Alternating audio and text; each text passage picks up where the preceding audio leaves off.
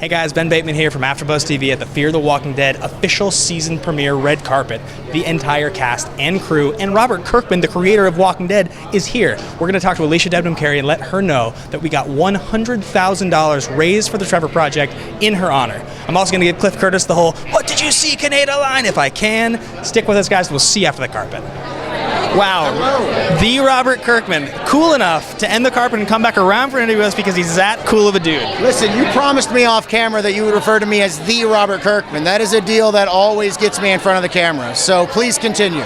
So you don't know how much of an honor this is for me. I've been reading you since the Brit days, the Battle Pope days, really? Super Patriot. I mean, I'm talking the beginning. Well, this is going to be a fun interview. Yeah. I read Invincible #1 off the shelf as a funny book.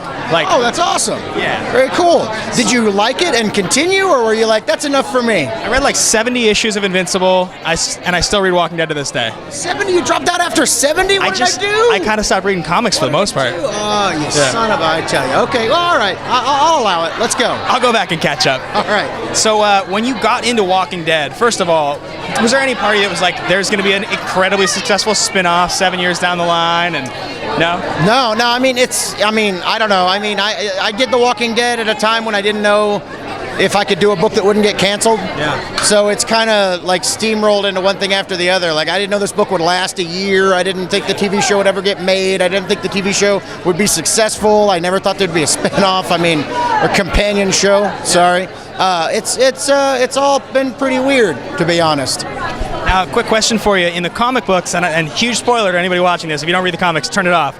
But the incident with Denise recently, in place of Abraham. Yes. I've heard a report that you didn't like that you killed off such an awesome fighter right before a war. Is that true?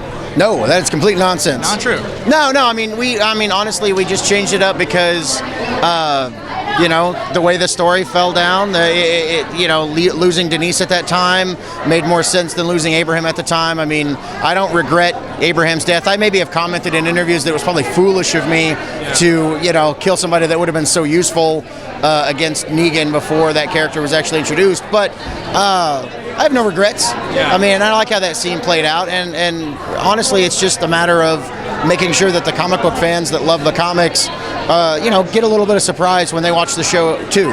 So that you're going, oh God, I didn't expect that. So I lead the panel at AfterBuzz TV for Walking Dead, and so I talk about it every week for an hour after the show, and it's kind of like our mini Hardwick, And what I've noticed is mini Hardwick is a mini Hardwick, so you're doing a mini Hardwick.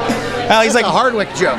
Yeah, he's like pretty much like the dude I look up to, so there's nothing there. But I look way down to him. Yeah, because he's short. Yeah. Is the joke I'm making. Sorry. Robert Kirkman is making a foray into stand-up comedy. No. Sorry. Just kidding.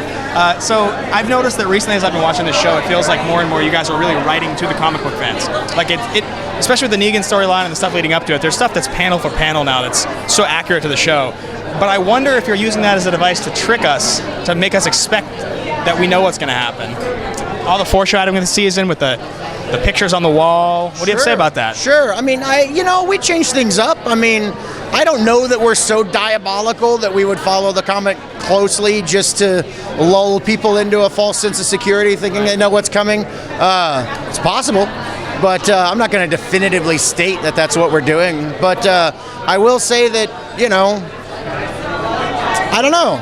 Like, we could do things exactly like the comic, and then that would be unexpected because you expect us not to do that. Right. Or we could just make things so different that it's that much more unexpected.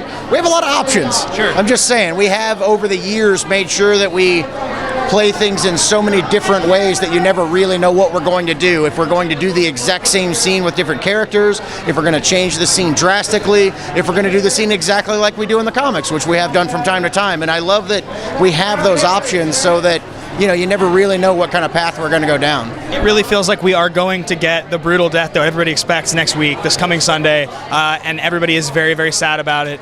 The common theories are that it will either be accurate to the comics or it's going to be Daryl Dixon. Do you have even a word to utter on that suggestion?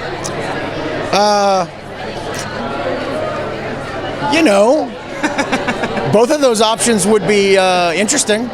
So, I don't know. I mean, I can't comment on these things. I wish I had something snappier to say. They're studying your facial tics right now. That's what's happening. Oh, that's fine. Yeah. Keep studying. Okay. You'll find nothing. There's nothing to be found here.